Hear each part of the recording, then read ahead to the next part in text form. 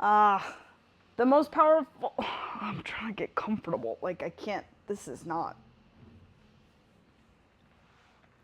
maybe like that. That works. Okay. I'm in a wheelchair. I am 3 weeks out from my surgery that I had on my knee, which I kind of didn't realize until after the fact that I kind of had 3 surgeries in one to repair and reconstruct my ACL, my lateral meniscus, and my medial meniscus with some like complex root tears in there. And I'm 3 weeks out and I'm still getting used to this wheelchair. I think I'm getting used to it. It's better than crutches, to be honest.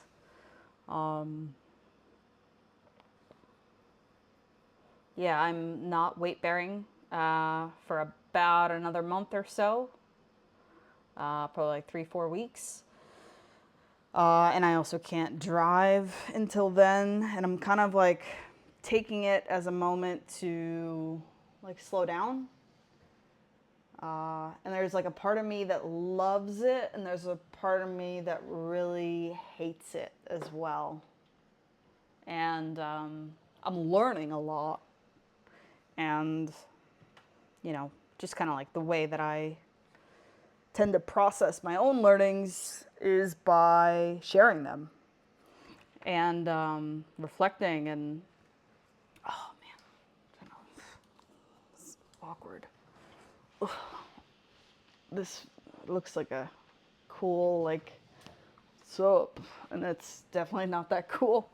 But yeah, I'm 3 weeks out from surgery, so like physically, I guess my life has never been so slowed down and limited in this way. I feel like it's 2026, and it almost feels like a cycle of like every 6 or 7 years, at least for me, like of like a major like reconfiguration, letting go and rediscovering, reinventing. And I feel like 2020 was that for me. I called it my cocoon year.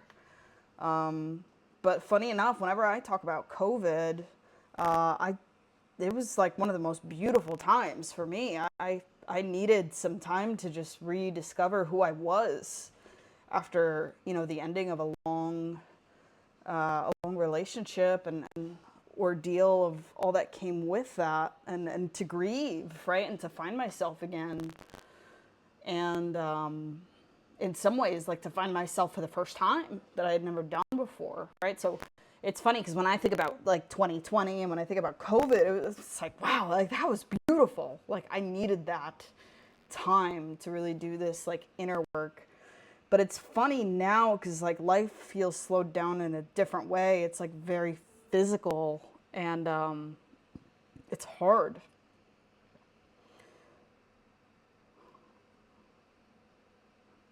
And it's funny, I don't think the biggest pain from all of this is not my knee, and it's not any sort of physical thing. I don't really have much pain at all. Maybe it's like a 1 or 2 out of 10, like if that sometimes. But more so is like a lot of the the emotional and mental processing that's going on. That's really that's the hard part in all of this right now. And I know whenever I have had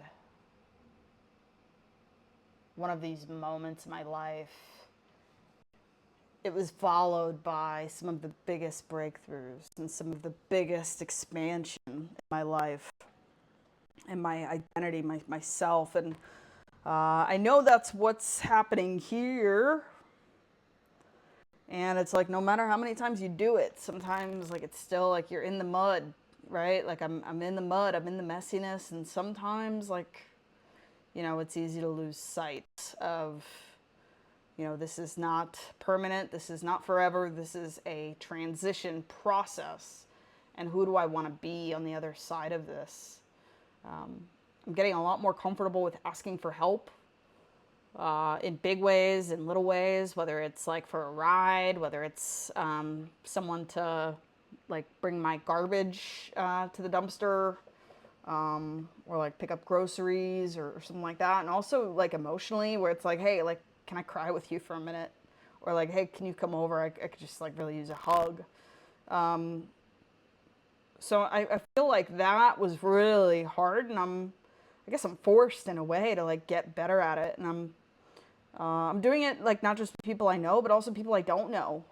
You know, just like out in the world in public. I know it doesn't look like I'm out in the world much, but like when I'm out for physical therapy or you know something like that, you know, I find that I'm interacting just with the outside world a little bit differently, and yeah, even when it is a little thing that I could do myself, but uh, you know, is a little harder. Like I'm learning how to ask for help, and it's like this fine balance, right? Of like there's the you know a lot of my default programming growing up was like I wasn't allowed to subconsciously, right, in an unsaid way. Like I wasn't in an environment where I was allowed to have feelings about anything of what I was going through, which was a lot of dysfunction, a lot of chaos, a lot of pain. And I was really alone with it, and I didn't have anybody that I could ask for help. I didn't have anybody to reflect back the pain that I was even in. So, you know, it's in these moments of stillness that like I realize there's a lot of my inner child that still has more grief to do. And you know, there was a grief even like it's not what people think, right? Where it's like just the sad stuff. Like sometimes it's the happy stuff. Um, there's a little 2-year old that I love to babysit, and she came over earlier today. Her mom dropped her off for a bit, and like the night before, I was like already like I'm so excited, right? And I'm preparing, and I'm like, all right, what toys should I get out? Like what should we play with? And then all that morning before they came, I'm like getting the place ready, and I'm like I'm so excited, right? And like looking forward to it. Like there's something about hanging out with you know kids in that uh, you know, just like that early time period. It's just so healing, man. And there was something that also spurred some grief there, because, you know, I remember being a kid in a lot of ways who like didn't have that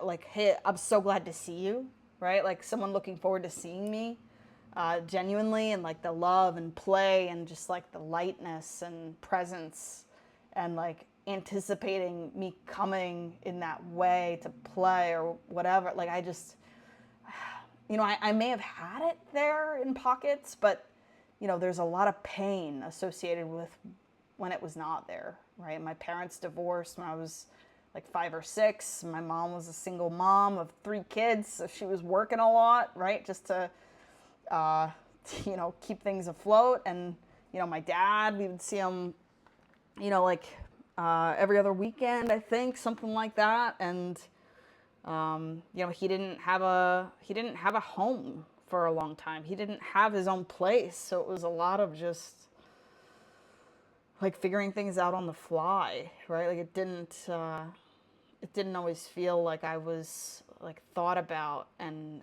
welcomed in that way. And this isn't in a like a conscious way necessarily. Like only now in the stillness am I able to go back to that inner child and see the way she was unconsciously, like subconsciously processing all of this pain, right? Of like I'm not that important, I'm not that special.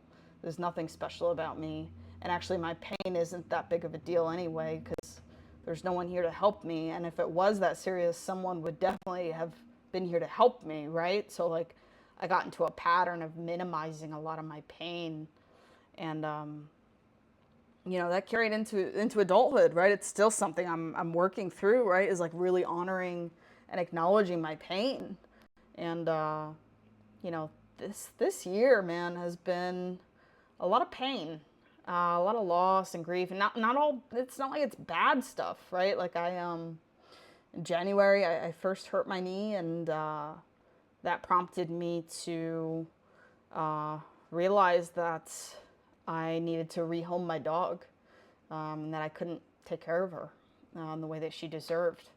Uh, and that was, yeah, that was hard. My Luca Lou, and a lot of guilt, a lot of shame around that, and I also, many of you know I'm in recovery, and I've been in recovery,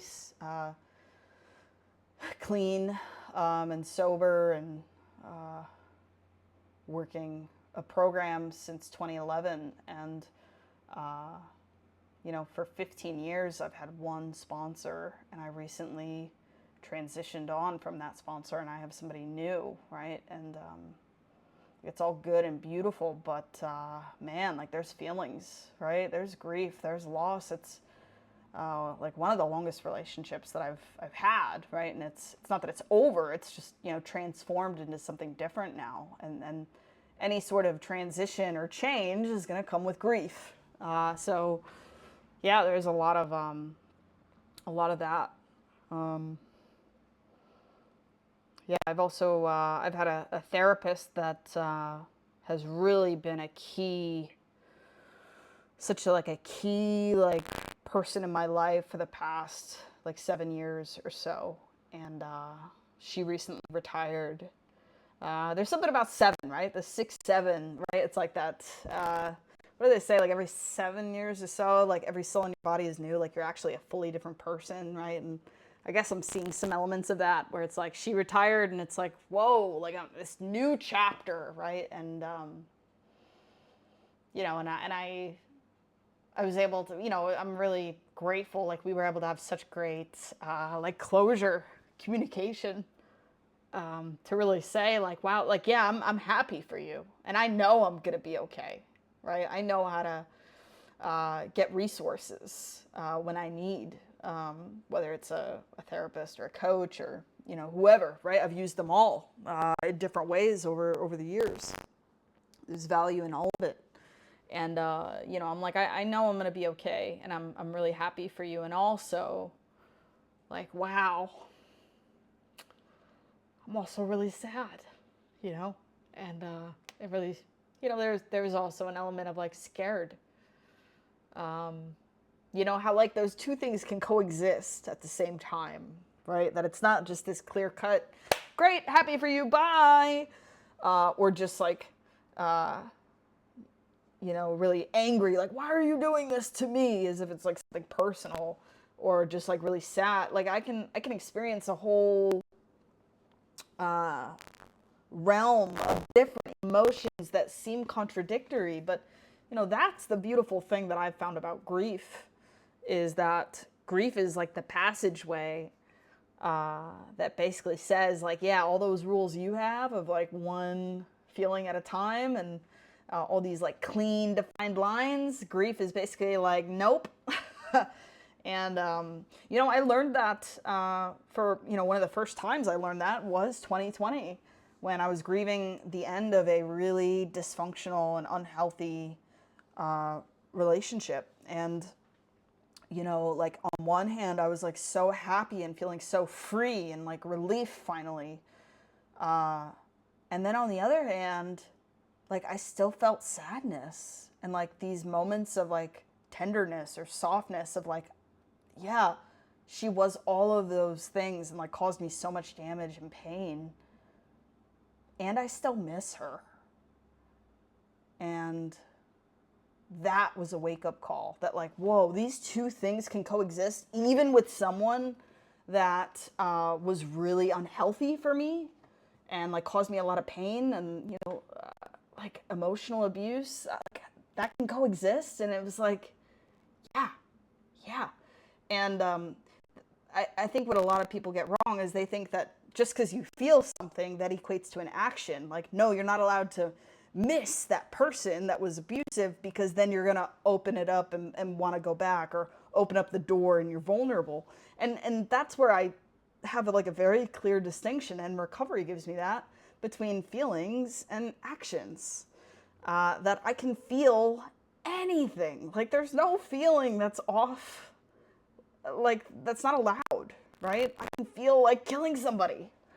Like, by the way, that's not actually a feeling. That would be a thought, and a feeling maybe of like anger or something. But besides the point, right? Like, I can feel that, I can think that, whatever. But the thing that I'm held responsible for is my actions, my behavior.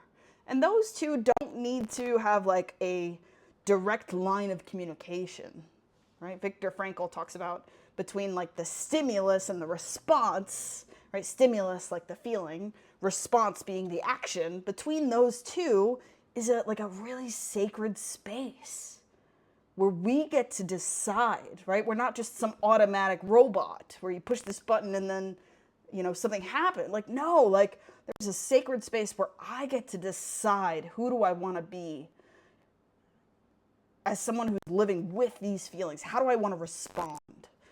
And, it's been a beautiful journey of allowing myself to feel all the feelings. And, so the ending of that relationship taught me that. Rehoming Luca taught me that a lot, where, like, there was a lot of relief, like the weeks after I had, made that decision. And, I didn't realize how much pressure it had been on me. And then I was, feeling relief, right? And then I'm feeling some guilt for like, I'm feeling guilty for feeling relief, because like it feels wrong. I shouldn't feel that way. I should just be sad and miss her. And,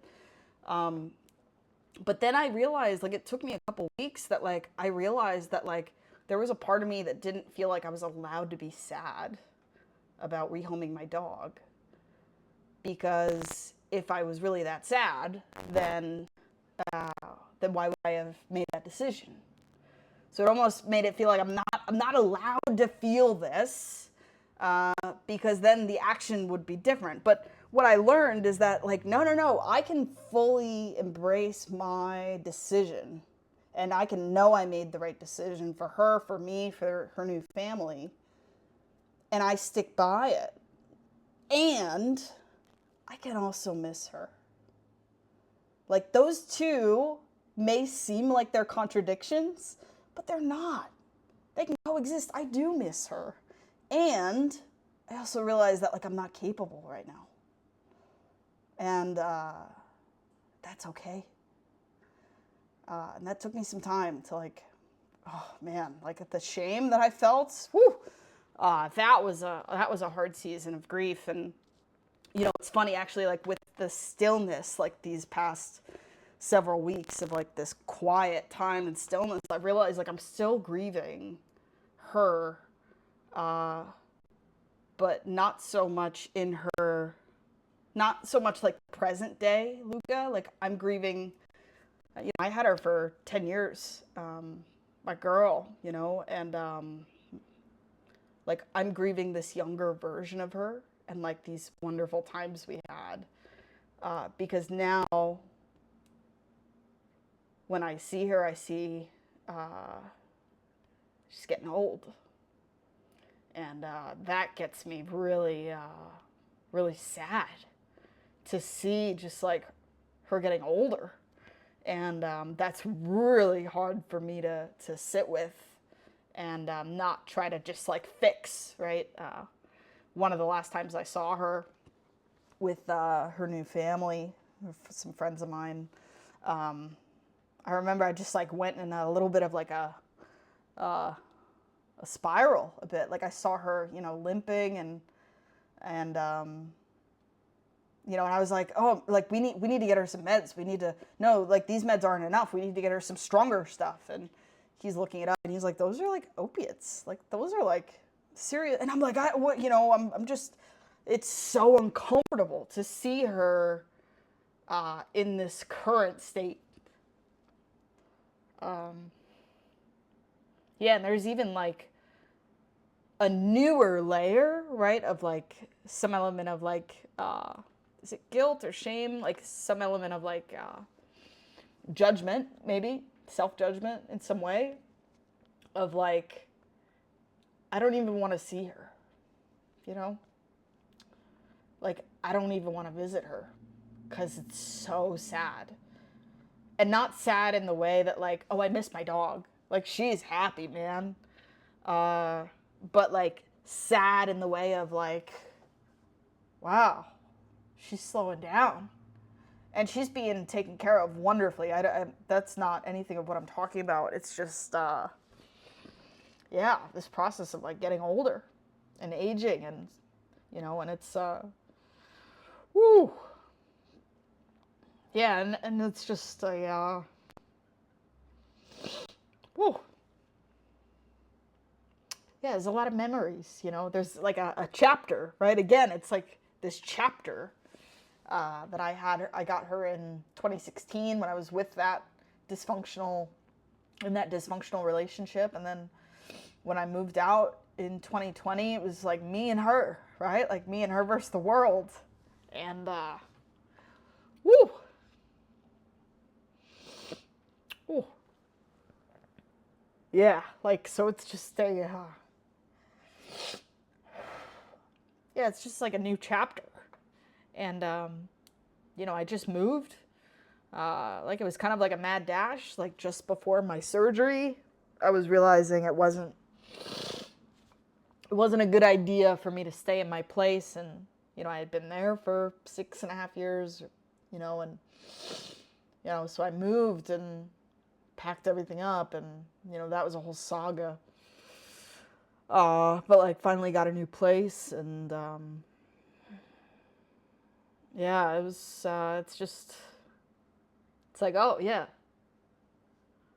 And like sometimes I'll like hear like little I'll hear something, and I might think that it's her for a moment, and